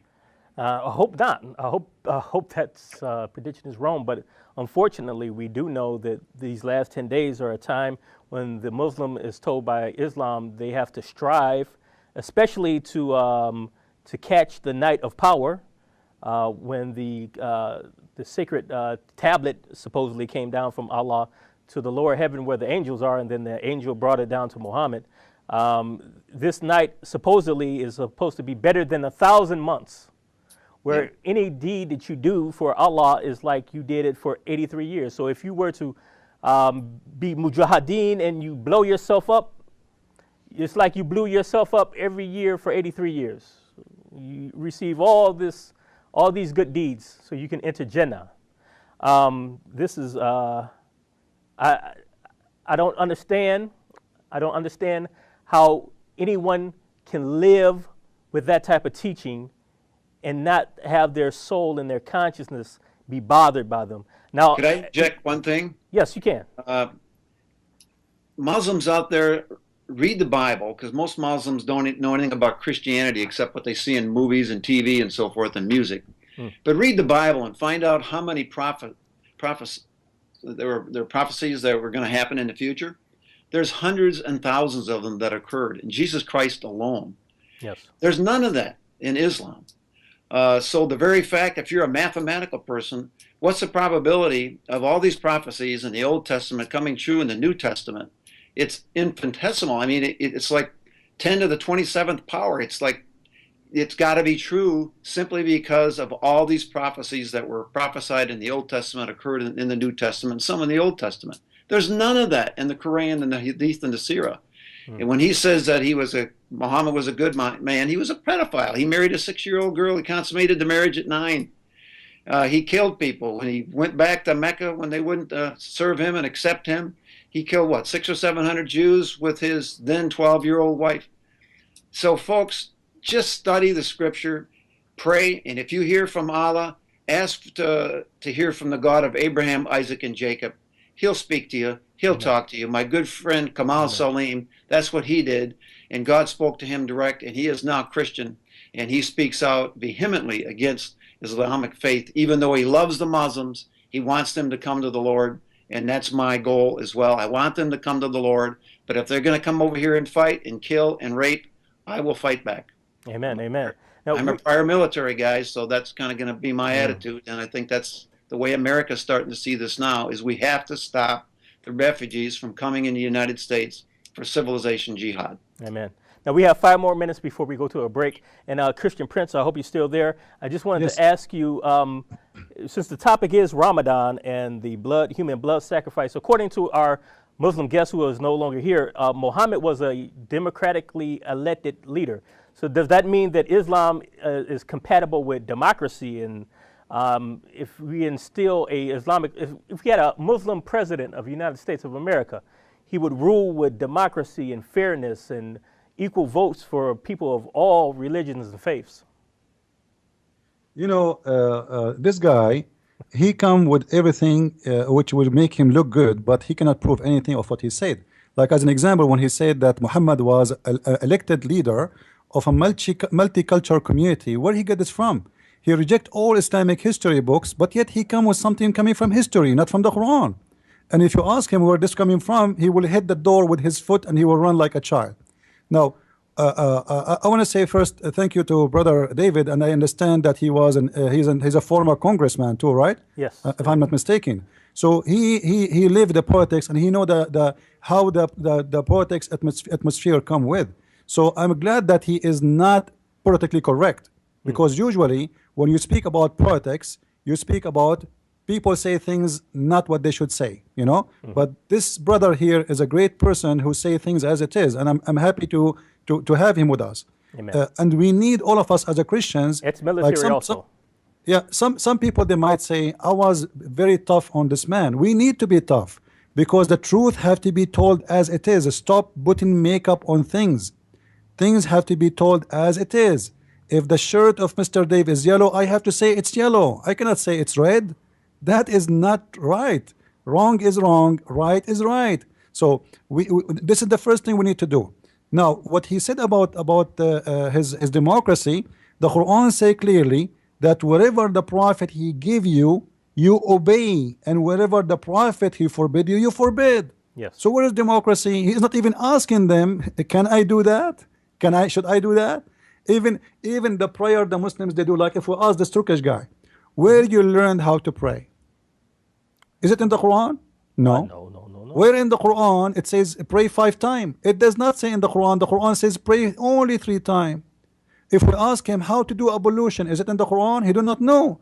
So obviously those people are hypocrite. They are throwing away the history of Islam, because the history of Islam full of disasters. Yes. Make Muhammad look ugly and bad, and the only way to clean ourselves is to say this is bad history. It's not us who did it, and those who did write it, they are the enemy of Allah. And suddenly the history of Muhammad was approved by all Muslims through centuries. Suddenly this history became garbage. Why? because people became smarter, more educated, and they can find out that this is nothing but a rubbish. You know, as an example, the hadith says a lot of things. As an example, why the male became a male according to Muhammad. If the man have orgasm first, the boy will be the baby will be a male. If the women have orgasm first, the baby will be a female. So the Muslims, in order to get rid of this funny science, they say, "Oh, this is rejected. This cannot be true." You know. So yes. But I understand his reaction, because when you read the hadith, it should turn you off. It should be shocking, but he's taken the wrong, incorrect route. Correctly, the shock of the hadith and the history of Islam should lead you out of Islam. Now, we have to take a break, and we will be right back. The show is still not over. We still have more to go. Please don't go anywhere. This is the Trinity Channel. I'm C.L. Edwards, callingmuslims.org. We will be right back. To our viewers all over the world, you can watch us by satellite through the following frequencies. For North America and Canada, please join us on the Galaxy 19 satellite, frequency 11966 horizontal. For Europe and Middle East, join us on the Hotbird satellite, frequency 12111 vertical. For Australia and New Zealand, please join us on the Optus 2 satellite, frequency 12546 vertical. For more information, please call the number on your screen or visit us at trinitychannel.com.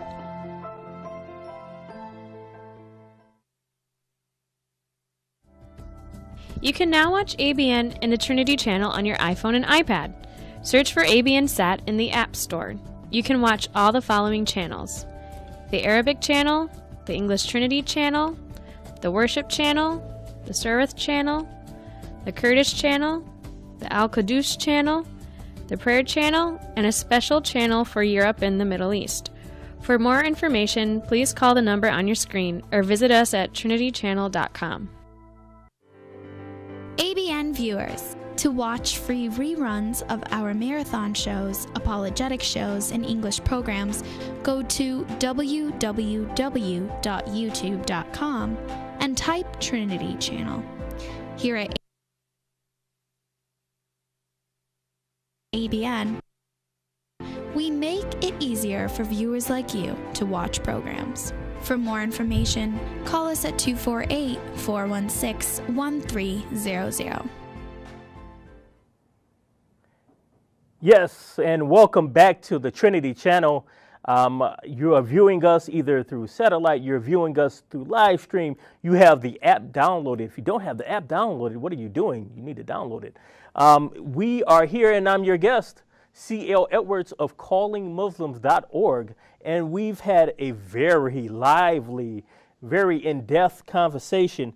We've had with us Christian Prince, Dave Ajema, and we had our Muslim of Turkish descent with us for a time over Skype, and that was Edip Yücel. He made a lot of claims. He says that Muhammad was not a murderer, he was not a killer, he was not a false prophet, that the things that you see in the hadith, that doesn't apply. Those things came from the Jews. They came from the Jews. They were tall tales that somehow made it into Islamic history. And he rejects all of it. He condemned Sunnis and Shia, and at the same time, he tried to condemn Christians and claimed that Christians are killing Shia and Sunnis. And it was hard to really follow and understand a lot of the things he said, but we did give him equal time. We were respectful as much as possible. He began disrespectful, and if he got a bad reaction, it's only because it was a reaction to things that he said. But we do give our Muslim friends and our Muslim callers equal times. We give them time to voice their opinion and to give their answers, and that's exactly what we did. Now, Dave Ajema has left, and we thank Dave for being a part of the show. We thank him for his insight and all the things that he had to say. But we still have Christian Prince, and I believe Christian Prince is still on the line. Are you still there, Christian? Yes, I'm with you. Yes. Now, we were just talking. The subject of the show is, of course, Ramadan and human blood sacrifices. Now, let me ask you about this title for people who are confused out there who are watching us. And we have maybe less than half an hour to go. But what is this whole thing about human blood sacrifices? What does that have to do with Ramadan? Islam is a religion of peace. Muhammad is a democratically elected leader of a multicultural Medina society. So where does human sacrifice even fit into any of that? Well, if we study Islam and we study Islamic books, not Christian books, you know, we are not talking about, we are getting our things from Christian books. In Islamic books, they report for us that the biggest bloodshed in the history of Islam happened in the month of Ramadan. And month of Ramadan is the month of jihad, not just a month of, as they say, fasting, spending the night looking at the moon, watching TV, etc. As an example, the first attack Muhammad he did in the month of Ramadan, it was Ghazwatu Badr, Badr al-Kubra. Yes. This was in the month of Ramadan, and he slaughtered a lot of his enemies. And this was in the second year of Al-Hijrah. And then the list continue. Like, wasn't an accident that it happened in Ramadan? I thought Ramadan is the month of peace. No. He attacked Mecca in the 8th year of Al-Hijrah, which means after 8 years of immigration to Medina. He attacked Mecca in Ramadan. And this was a big attack for him and big a win for him. And the list continue. As an example, there is the attack of Al-Buwayra or Al-Buwayb. And this was in the year 13 for Al-Hijrah. And Muhammad, he killed a lot of people in that attack. And the list continue. Fathul Nawba, and this is like, you know, those things done by Muhammad and done by the followers of Muhammad after him.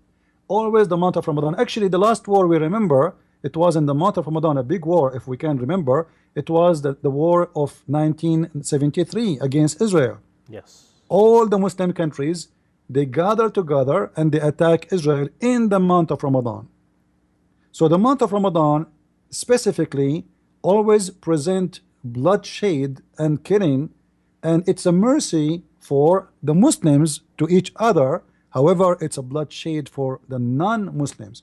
Now, we did not talk really. I wish this guy, the Turkish guy, will stay with us, because I think he is very fun and I like to have him with us again, but too bad he is very upset. Wow. And I hope he is not going to have some kind of heart problem. And still I invite him to debate me any form he like, anywhere he want, if he dare. Now, if we go, by the way, when we speak about the month of Ramadan, you will see the problem is people are ignorant, people do not read. If you go in the Quran, you will see the Quran saying that you fast for ayyamun ma'dudat, which if you go to chapter 2 verse number 183, it says kutiba alaykumus siyam, all right, the same as it was for the people before you. What does that mean? Is that Ramadan? Who is the people before Muslims? If this is for the Christians and the Jews, well, we don't have Ramadan. No. We never heard of Ramadan, and no Jews practice Ramadan, and nobody have such a thing. So when the Quran confirmed that this is something was a practice for people who before us, all right? What is that is about? The Muslims, they believe in something, in giving sacrifice. Like this guy, he said, like he did not answer our questions. We are talking about sacrifice. You see, the sacrifice of Ramadan at the end of the Ramadan, what is the point of it? I challenge any Muslim to tell me, you sacrifice at the end of the Ramadan, a big sacrifice, and you call it Eid al-Adha, which means the day of sacrifice. Now you sacrifice to who and for what? If Islam is against bloodshed, and you Muslims don't believe in a bloodshed for God, who is the one you are sacrificing to? Now, in this guy, in his book translation, I tried to read his translation. I could not understand it because his notes is more than the translation. So I was able to get to the notes, but I could not see the verse. Back on the time, you know, we know in the Bible it says that Abraham came from a city, it's called Ur, and then he immigrated to a city, it's called Haran. Now Haran, it's a hot city. Haran is coming from like hot.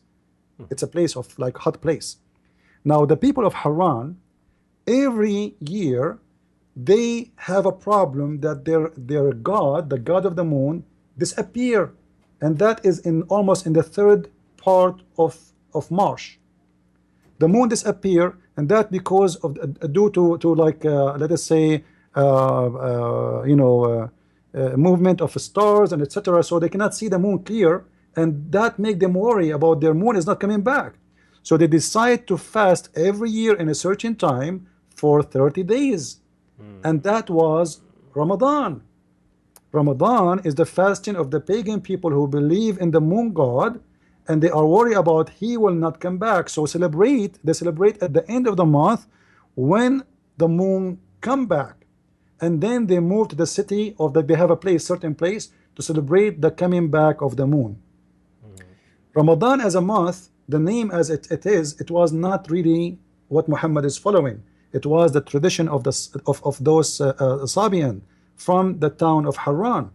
And Muhammad, he was just copying them to the point he copied something you just mentioned. It says the night of power, Laylatul Qadr. Yes. And you just said that this night is better than 83 years, and it does not make sense. Like, why if I pray in this year, I will get a power or equal power of 83 years of a praying? That is a pagan belief. Those who used not to be able to have a sexual succeed with like having seeds from their sex.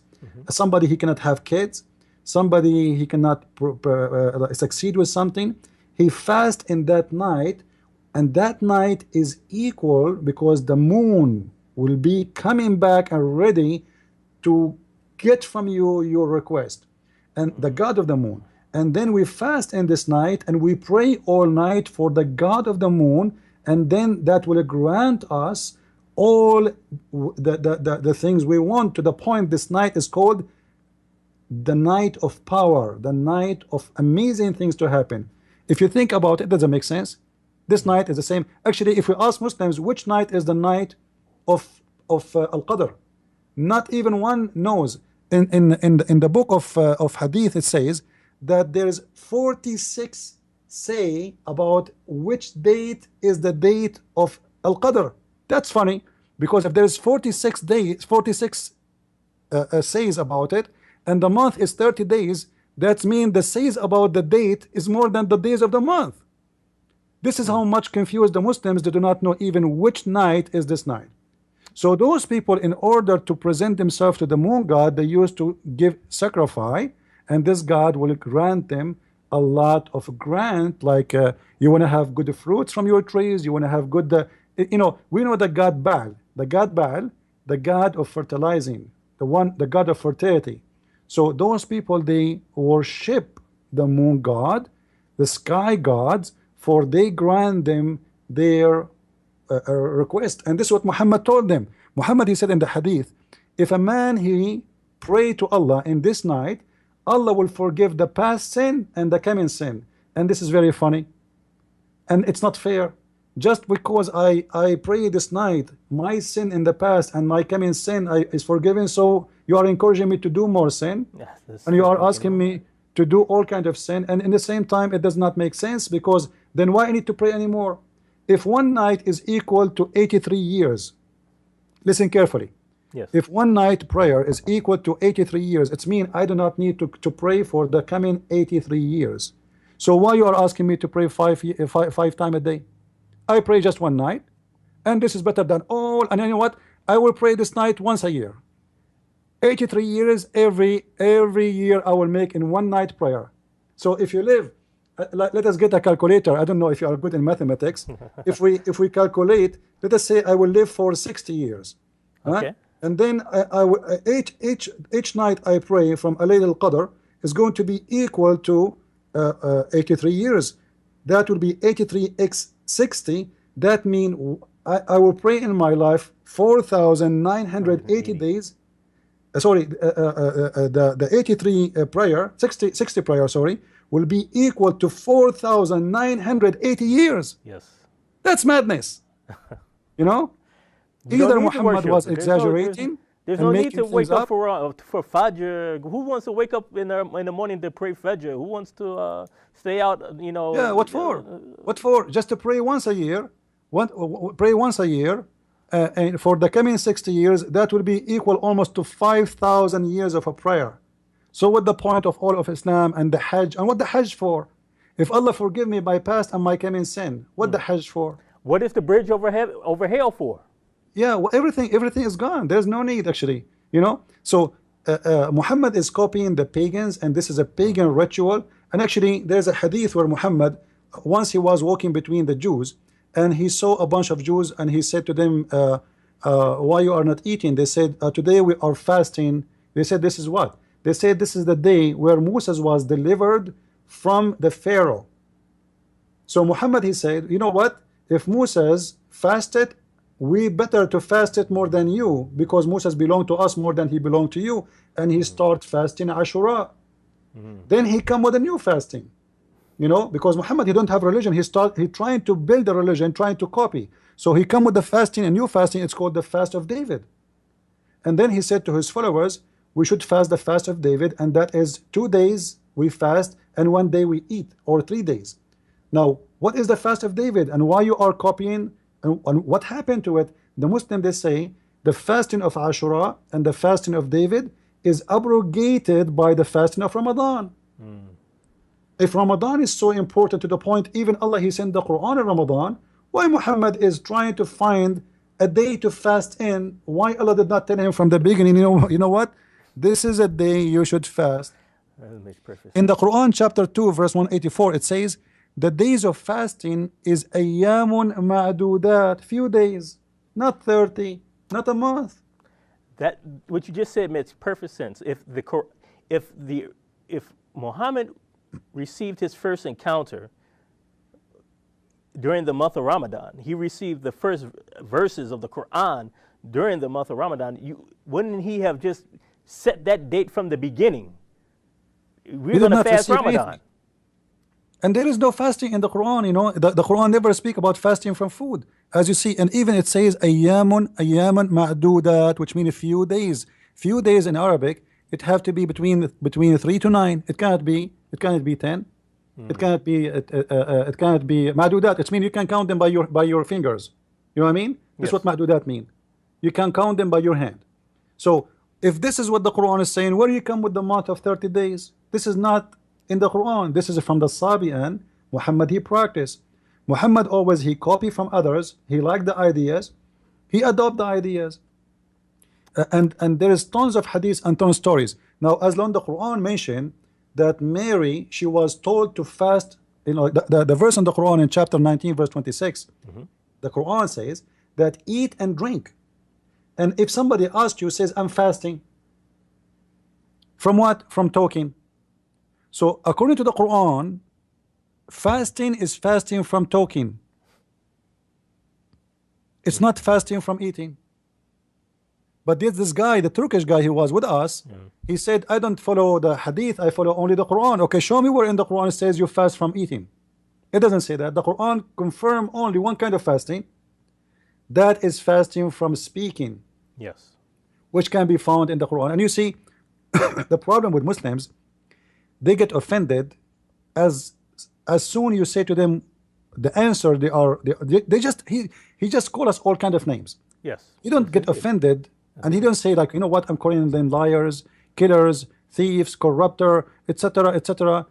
It's okay to offend us, but the second you start giving him the answer, he started crying, and I'm going to leave, and I cannot stay, and etc. Well, how come you offend us and you call us all kind of names and we stay? It's all right. Now, if we continue actually in this topic is really big. Like now, I'm working in a book. It's going to be called mostly The Roots of the Quran. Additional to my first book, The Deception of Allah and Quran and Science, and now I have a French book. It's called The Secret du Prophète Arabe. The fourth book is going to explain where all these stories Muhammad is coming with, and all is supported with the clear evidence which Muslims cannot deny. And as you know, we do not use a Christian resource, we use Muslim resource. And even those who claim to be Quran only, they cannot refute it. For Quran never been a book to follow. As an example, the Quran itself confirm that you have to obey the Prophet, and whatever he forbid, you forbid. Yes. Now, in order to obey the Prophet, you have to follow what he said. Yes. Not only what the Quran said. You see, when the Quran, as an example, in chapter 4, verse number 59, it says, يا أيها الذين آمنوا أطيعوا الله وأطيعوا الرسول "O who you believe, obey Allah and the Prophet." So this is mean we have to keep Yes. two words: the words of Allah and the words of the Prophet. So if you deny the hadith, it's mean you are obeying half of Islam, because you have to obey both. Can I obey only Allah without obeying Muhammad? No. There is many things Muhammad, he says, abrogate the Quran. As an example, where in the Quran we can find stoning to death? It's not there. It is in the hadith. As an example, the woman, if she is divorced, she have to wait for 4 months. Okay, where we can, what we would do then? There's a contradiction. Yes. There is many things. So if we don't follow Muhammad teaching, then Islam is missing. And this is what, and this is one of the funny things about Muslims. They say to us, Quran is the book of God. Well, how come the book of God is not perfect, complete without the words of Muhammad? And you're right.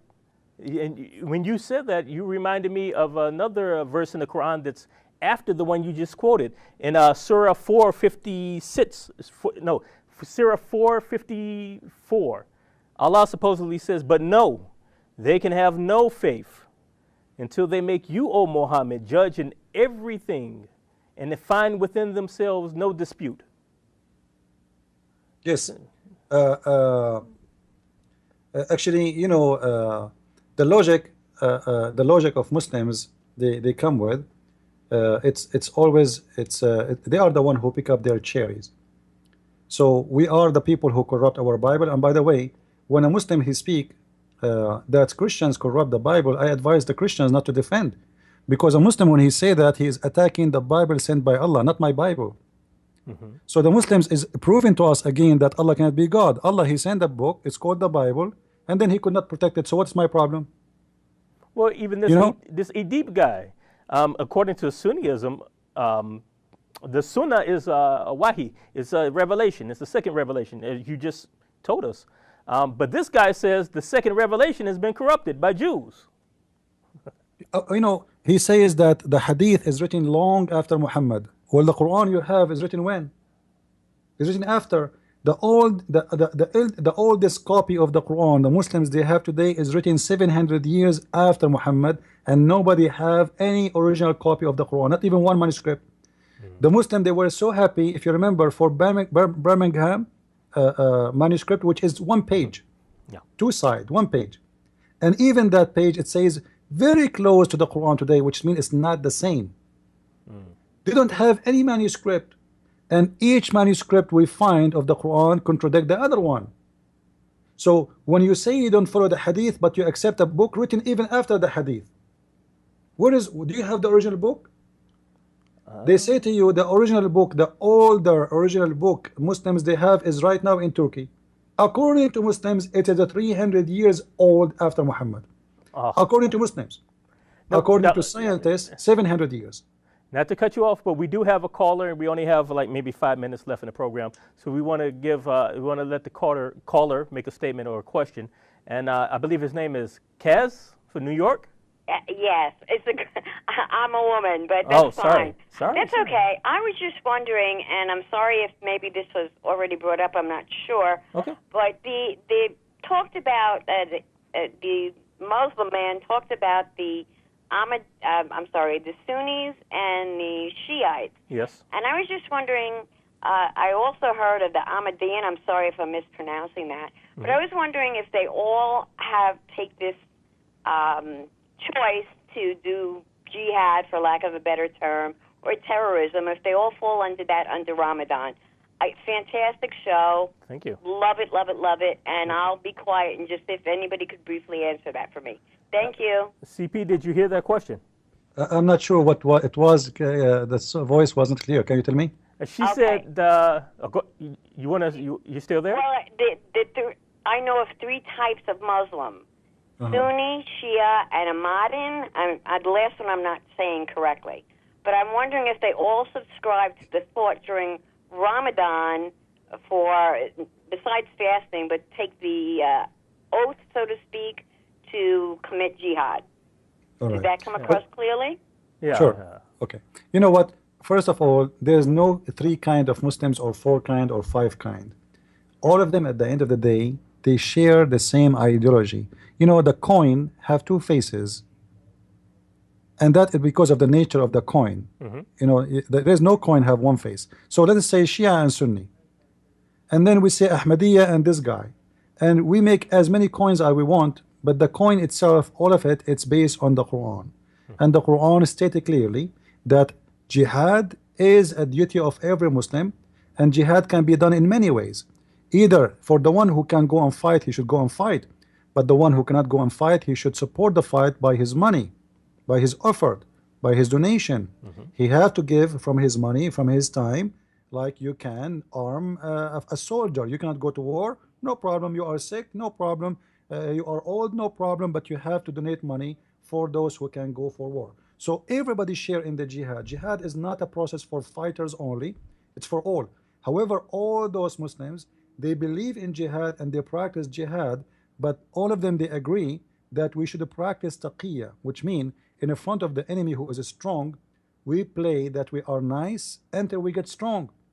The Quran says, cry not for peace when you are the uppermost. So if you are the uppermost,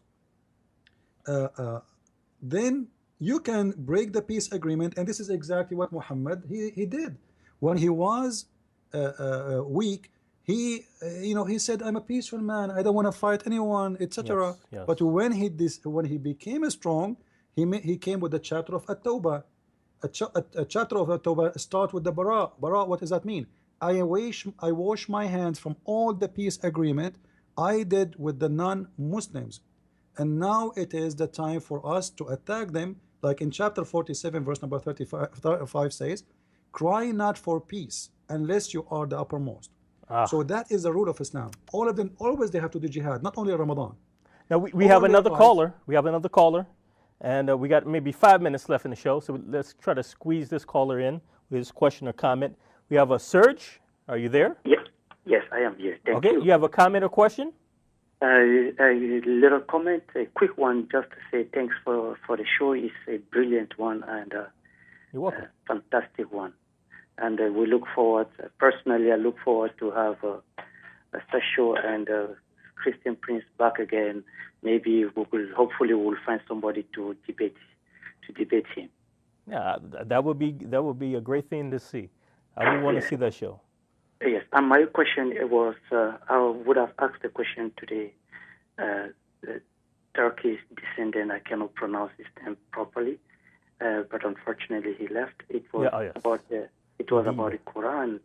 He said the Quran it was a book from God, but the Quran itself says that it's a satanic book. The Christian Prince has spoken about that. Okay. So you're saying that Edip, our former guest who was on earlier, he said it was a book from God, but you see it as a book from Shaitan, the Satan. And Christian Prince, what say you about that particular comment? Wishing that you have some Muslim to debate me, I say to you, keep dreaming. They will never do so. All right? Now, about the Quran is the book of Shaitan.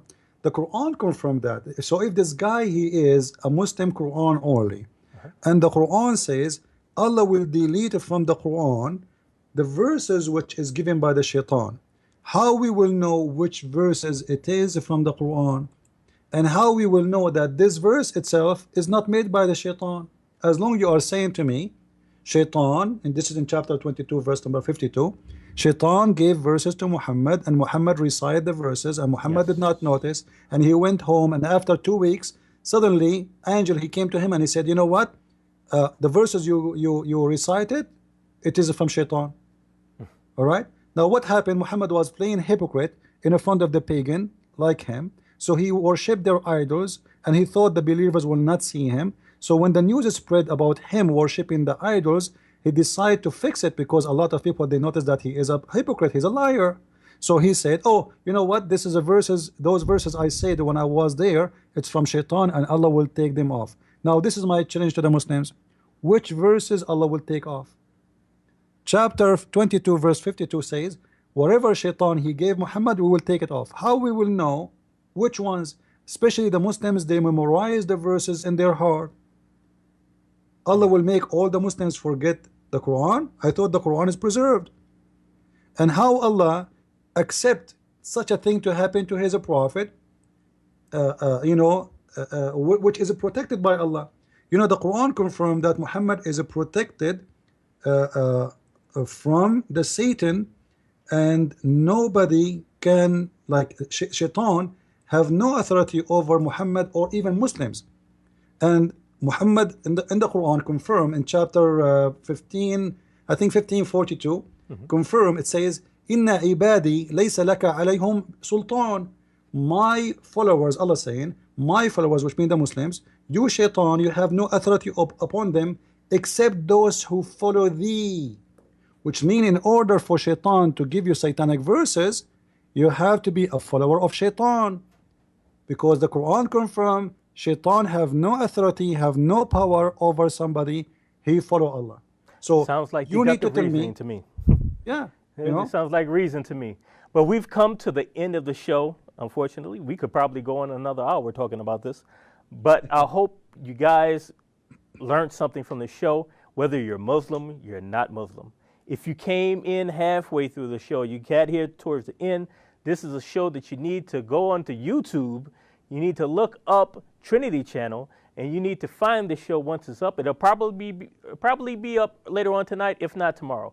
Get the show, watch it again, share it on Facebook, share it on Twitter, email the link to your friends, email the link to the Muslims that you know. Muslims who have an open mind, watch the show and email it to other Muslims so you can learn, so you can see the truth for yourself. Like I said in the beginning of the show, this show is not about Islamophobia. Nobody's afraid of Islam. This show is about exposing truth. And when we quote from the Quran and we quote from the Hadith and we quote from the Sirah of the Prophet Muhammad, who you say is a prophet, we're just simply quoting what Muslim scholars have put together and bound in books. We haven't invented this stuff. We didn't come up with this information. And for any Muslim who wants to deny the Hadith and he wants to deny the history and you just want to be Quran only, you're not being truthful. So you claim to be Quran only. What you do in reality is you take the Quran and you invent your own Sunnah and you invent your own tafsir. So who are we to trust? I don't trust the Quran. I don't trust the Hadith. I trust in Jesus Christ as my Lord and Savior. He has provided a sure shot, unescapable, immutable salvation for me. I don't put my trust in Muhammad. And I advise you not to put your trust in Muhammad. Put your trust in Jesus Christ. He is the Messiah. What's the point of having a Messiah? What's a Messiah? Find out. Read the Bible. Thank you for tuning in, being our guest. We thank all the callers who came in, and we're sorry for any caller that had to wait a long time. You saw the show. You saw what happened. So keep tuning in to the Trinity Channel. Keep supporting us. Keep supporting me, C.L. Edwards, at callingmuslims.org. And we thank you so much, and God bless you.